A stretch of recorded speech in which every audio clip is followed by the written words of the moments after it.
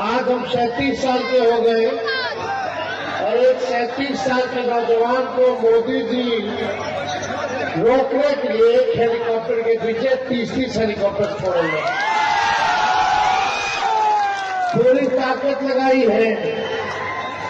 एक 37 साल के नौजवान को रोकने के लिए पूरा भारत सरकार, उनके केंद्र मंत्री, पूरा बिहार सरकार, उनके सभी मंत्री, प्रशासन के भ्रष्ट अधिकारी, सीबीआई, ईडी, इनकम टैक्स, चुनाव आयोग, मोदी मीडिया, पूंजीपति, सब लोग लगा है केवल एक 37 साल के नौजवान को रोकने के लिए।